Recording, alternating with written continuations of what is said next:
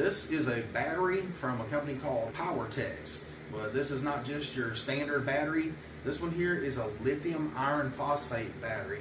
And on my other YouTube channel that I have, I test a lot of solar stuff and lithium iron phosphate batteries and power inverters and solar panels and things like that. So, you know, I've worked with a lot of lithium stuff over the last couple of years and reviewed a lot of it on my other channel there, Matthew's Reviews, if you want to check it out. But anyways, I've got a treat for you guys today. Since I do a lot of automotive stuff on this channel, I thought, well, let's get a lithium iron phosphate battery for the 2024 Toyota RAV4. And the reason why I wanted to get a lithium iron phosphate battery for my car is simply because the weight savings. Everybody knows that the RAV4s are so slow. They just don't have much power. You know, they're more known for, you know, getting better gas mileage than they are power. And so I thought, well, you know, if I could switch out the battery and lose 30 pounds right off the bat, I thought, that's pretty good. That's a pretty good start, considering I've added a few little things here and there and added some weight to it. I'm sure,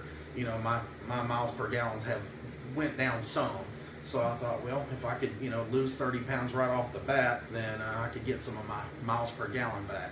Also, one thing that I thought was pretty cool about the battery is you go out to your vehicle, you get a dead battery, and it won't start back. Well, this one here has a jump start feature on top of the battery. And let's say you come out, you've got a dead battery, you just pop the hood, mash this button right here, and you know, you're able to jump start it. So I thought that was pretty cool. Now, one other thing also with the lithium iron phosphate batteries is they last a lot longer than traditional lead acid or AGM batteries. They say on the PowerTex website that they last anywhere from 2 to 3 years.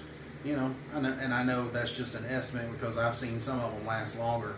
I've heard some people say they get 5 or 6 years out of them. Lithium iron phosphate here, they're claiming that you can go 5 to 10 years on a battery. I mean, it's pretty crazy. Now, it does cost more. These things, for my car here, the RAV4, it runs about $550 for this particular battery here. You know, if you do the math on it, you know, if it lasts you 10 years, it would be worth the extra call. Now, there is some benefits to having this battery other than just the weight. Let's say you've got a collector car and you don't drive it very often. You know, this lithium iron phosphate battery, it doesn't have a discharge rate where it drops in voltage very much. It's like a 1% a month, where, you know, a regular battery is way higher than that. I'm not sure on the exact numbers, but I can tell you that, you know, you leave a car out there and it hasn't been started for a month, most likely it's probably going to be dead, or the battery is going to suffer long term from it and not last as long because it hadn't been charged up. But with lithium iron phosphate, you don't have to worry about it. And I have tested that part because I've had this battery for several months now, and you know, the discharge rate on this thing is very, very minimal. I mean, the other day I hadn't even messed with it. I charged it right when I first got it, because when you receive it, it doesn't have a full charge, so you do have to charge it. So that's one other thing I want to make mention. When you get the battery, it does not have a full charge, so you do have to charge it up. And so that's one other cost that you will have to have with this battery. You will have to buy a battery charger. And I've got one that I recommend, and you know, it's probably a good one for you guys, just simply because it works with, you know, your lead acid, your AGM, your lithium iron phosphate batteries and all that, and you can do different voltages. This is the one that I recommend. I know a lot of people like the Victron stuff, but this one was sent to me by a company called La City, and I've been using it for my other channel. I said I tested a lot of lithium iron phosphate batteries for solar applications. Well, whenever I get them in, they're not fully charged, so I have to charge them. And so I've got different size ones that I have to charge, from little small ones all the way up to, you know, some of the 200 amp hour batteries or larger. And so this is what I always use. And like I said, this one works with all your batteries, your absorbed glass mat, your sealed lead acids, your lithium iron phosphates, and it works with 12 volt and 24 volt, and it's auto sensing. So when you hook the cables up to the battery and turn it on, you know, it tells whether it's 12 or 24 volts. So I just had this one laying around, and this is what I use to charge it up. and it works great. It is a 30 amp charger. It does have a built-in fan. If you get a PowerTex battery, make sure you check out the LaCity chargers. That's what I use. Now that LaCity charger that I just showed you, it's on their website for like 138 bucks. I don't make anything off of it. I'm an Amazon affiliate. They don't even sell it on Amazon. I'll put some down below though in the description that, you know, I could recommend to you that would be another good charger. But if you want to buy it from the city's website, you're welcome to it. I'll put it down in the description. Like I said, I don't make anything off of it, but I just figured I'd recommend it because I've personally used it and used it a lot. I wanted to let you know that this battery has 900 cranking amp, lead acid equivalent capacity of 50 amp hours. It has a fully integrated BMS, and what that is a battery management system. You got like a little computer in here that monitors all the cells of the batteries and monitors the voltage and all that kind of stuff, and monitors, you know, the charge and all of that. It's basically just the computer of the system, and it's probably mounted right here on the very top, and your cells are probably mounted down below, and it says that they're grade A cells. So I'm not sure. I haven't cut it open. I've not inspected it. There's really no way for me to cut the whole top out of this without, you know, ruining the battery and all that. It does come with a 2-year warranty, so you know that you are covered for the 2 years. I wish it was longer, but you know, I understand. Now the only thing that I personally know that can go wrong with, you know, the batteries is sometimes you can get a bad cell. If it's a bad cell, I don't know of a way to pop this top off to get in there to replace it. So I would say you'd have to reach out to the company to get a replacement battery, and also the BMS can go bad. So the same thing, you know, I don't know if there's a way to get the top off. I don't believe you can, but you would have to replace the BMS. So you guys at home wouldn't be able to do it, so you would have to send it back to the company. So it does have a few components in there that can go bad, but the trade-off is you've got a battery that's going to last a long time. You've got the built-in jump starter. It weighs 30 pounds less. So according to the little pamphlet here from PowerTex Batteries, it says why LiFePO4 or lithium iron phosphate. It says high-rate LiFePO4 batteries provide more than double the output current of lead-acid batteries, guaranteeing exceptional starting performance, particularly in low temperatures. This heightened current enhances fuel efficiency, resulting in fuel savings and enhanced motive power. Additionally, they boast significant weight reduction, approximately half to a third of lead acid and 2 to 3 times the charge cycles compared to a lead acid battery. And so, you know, it's got a list of, you know, features and tells about the charging and all that stuff. But, you know, just from a performance aspect, you know, like thinking about it from like a race car point of view, you know, I know just from having a race car, you know, if you're trying to reduce weight to be able to, you know, make your car faster, 30 pounds is a lot. And so, you know, if you're able to remove 30 pounds off the front end of it, then it should help your steering, you know, somewhat. Now, obviously, the RAV4 is not a race car by no stretch of the imagination, but, you know, I mean, it could help it a little bit. And like I said, you know, over the course of its life, reducing, you know, 30 pounds, you know, it's probably going to save you some gas too over the long run. Now, I understand it's going to be very minimal, but over the course of the life of the vehicle, let's say you get 150,000 miles out of the vehicle, have 30 less pounds of weight, and this thing provided more power and help with fuel efficiency, then, you know, it might help it. I don't know. I've not done long-term testing on it, but I'm going to try it and put it in my vehicle and see just how well it works. I'm going to go ahead and install it in my vehicle probably tomorrow. So one thing that I do want to test, that I can actually test, is the weight of the battery to see if it really is 9 pounds, what they rated for this particular battery. It says it's a Group 47 or an H5. It says right here 12.8 volts, 910 cranking amps, and 614 watt hours. Now again, this is the one for my 2024 RAV4. Now I've got this turned on. Let me zero it out. It says right here 8.4 pounds. Let me move it a little bit. see if it, no, 8.4 pounds, guys. I don't know how well you can see that right there, but PowerTex says, 9 pounds. I'd say this is as close as it gets. It's actually a little bit better than what I was hoping for. So I'm gonna go ahead and get you a quick measurement. Now we're gonna start from the very widest part of the case, and it measures 9.5 inches exactly. And then this way here, it's right at 6, well, no, I better measure right here at the base.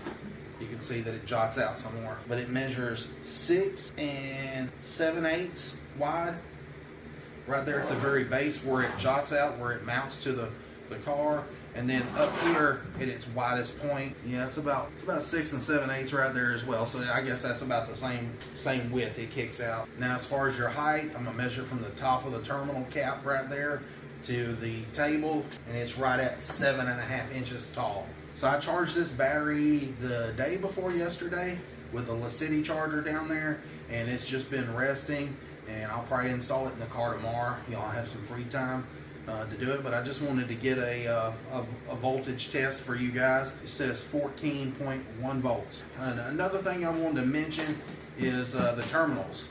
The terminals on this battery is a lot higher quality terminals than just the lead terminals that's on a regular battery. You can see these here look like they're brass, and you can tell they're really nicely crafted. And then it looks like they're threaded down in the middle. So if you've got a battery where it's got the screw-in connections, I believe it's the General Motors who did that, I'm pretty sure, but it's got that spot right there where you can screw in the terminal there into the center if you wanted to. Now lastly, one last thing before I do the install that I noticed with these lithium iron phosphate batteries here is they charge a lot faster than a lead acid, or an AGM battery. They just charge so much faster, and that's important in your vehicle because obviously if I can charge it faster with a dedicated battery charger, then your alternator can charge it faster as well. So let's say you've got just a small amplifier in your vehicle, and just like a little 500 watt powered subwoofer. I'm not talking about nothing gigantic, where you can hear bass a mile down the road. None of that. Just something small. Let's say you've got a little powered subwoofer in your vehicle, and let's say when the bass hits, your lights dim just a little bit. Let's say you experience that. Well, when your lights dim like that, then your batteries are dipping way down low, and then your alternator's having to charge super hard and put a lot of current into that battery to try to charge it back up. Well, with a lead acid or AGM type battery, it can't charge it as fast as this. So this would probably help a lot with some dimming of the lights and stuff from just a small system. Again, I'm not talking about a huge base system. It's going to dip some, but it's going to recharge back faster. So I'm going to test it out. I do have a stage 3 in my RAV4, and I'm going to just check the voltage out. I just want to check and see if it starts faster. You should be able to notice some sort of difference in the way that it starts, but just have to check it out and go with it. And I'll probably end up having to make a part 2 video on this, because I just don't want to put the battery in the vehicle and say, oh man, this thing's great, it works amazing, and I don't know for sure. I want to be sure and give you guys good information. And another thing as well is, I'd like to test it over the winter time to see how this does react on those really cold temperatures, because last year here in Tennessee, I mean, it dropped. I know we were down into the single digits. I had a water pipe bust and all that, and it was nasty here. And so I just want to see how this thing does in those really cold conditions. Now PowerTex says that their batteries can handle that. I sent them a personal email and asked them, that said, hey, that's one thing I'm concerned about is the battery with the cold weather here that we experience. And they assured me that it would be fine. So we'll have to see. Like I said, I'm just going to show putting the battery in the vehicle next, but You know, I'm probably going to make a follow-up video down the road and let you guys know just how this thing performs and see, you know, if I can tell any long-term benefits from it. All right, guys, so I'm fixing to switch out the batteries. The lead acid one that comes stock here in this 2024 Toyota RAV4 LE. This was the one with the gas engine, and I'm going to switch it over to the PowerTex, and then I'm going to weigh it once I get this one out, just to give you an exact number of what kind of expectation you're going to have for weight loss on switching out just the batteries. So the first step in removing the battery is remove this little plastic piece right here, and I'll go ahead and tell you sometimes it sticks on one side, and so it might take two hands to pull off. So once you get that pulled off, next you want to go ahead and loosen that bolt there in the very bottom.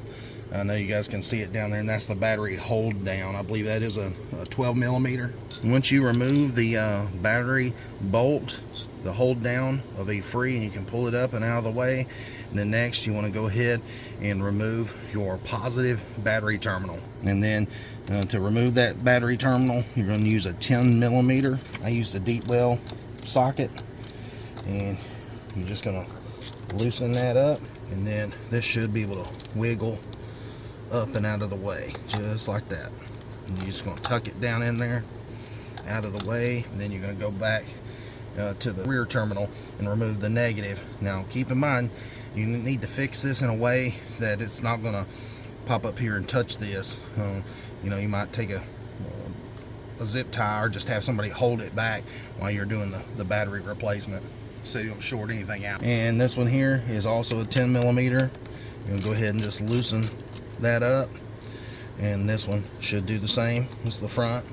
And just kind of wiggle it up, then pull it up and out of the way, and you can take and stick it over there behind that hose, and it'll keep it out of the way for you. So now your battery should be loose. You know, you can tell by wiggling it side by side, but you want to pull your handles up so you can get a grip on the battery, and then you're going to have to tilt it towards the engine because you got this little bracket right here off the strut tower in your way.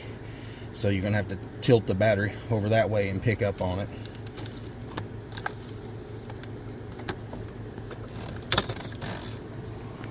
And I can tell you, this thing, it ain't no 9 pounds. It's a lot heavier than that. Let's take it right back here and weigh it. Alright guys, 43.4 pounds. So the other one was just under 9 pounds, and this one's 43.5 pounds, so 43.7. So it's moving just a little bit. One big advantage of that weight savings is not only, you know, for making the car lighter, but let's say you're an older person, you know, or don't have, you know, very much strength in your hands. You know, pulling that 40-something pound battery, that's a chore to get that thing tilted over and then pulled up at the same time. It might hurt your back. So this is a lot smaller and easier to manage. I mean, literally, I can put it in with one hand and set it right down in there. That this battery is a lot smaller, and so Toyota has put a little hole beside the first one where the battery bolt is. See, that's where I took the bolt out of for the hold down, and there's another bolt right there that's drilled and tapped, and so I guess you can run a smaller battery, and that it fits for the PowerTex battery. So the bolt just screws right in place, and you can put the hold down in there, so you'll have a little bit more room right there in your engine compartment once you put the new battery in there. All right, so you guys can see what I'm talking about. That lithium battery fit in the second hold down hole, and there's no play in it whatsoever. It's just like it was meant to be. But yeah, they made it definitely where you can put two different size batteries in here for sure. So yeah, that's pretty neat. I was worried about having a little bit of extra room right there where that holds down, so that solved that problem. So next I'm gonna go ahead and put the positive terminal back on there and get it tightened up. And again, it's a 10 millimeter, and that's nice and tight. Now we can go back and put the little cover back on top of there, and then we can go back and put the negative cable on. You can see right there, went ahead and got it put on there. So one other thing I want to tell you about this battery is, like I said earlier, you've got a jump start feature. Let's say you come out here and your battery's dead, you can mash this button here on top and it'll start up. That's just an extra feature that this battery has. So that's basically your built-in jump starter. So what you do is once you jump start it, then you just let the engine charge that battery back up, and it'll eventually charge it up. Now if it's real dead, then then obviously leave it running for a little while so the alternator has enough time to charge it on up, or put the battery on a charger, and just make sure you use a lithium charger.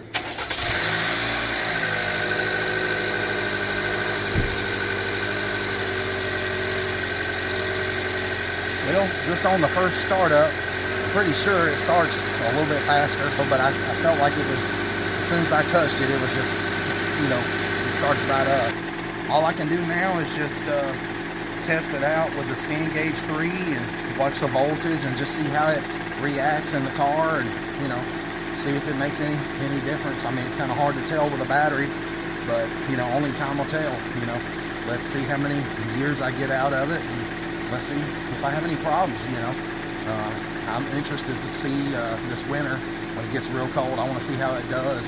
So anyways, if you've got any questions about it, just ask me down there in the description, and I'll tell you what's going on in the current day. So appreciate you guys watching. Until next time, please like and subscribe. Thanks for watching, guys. See you.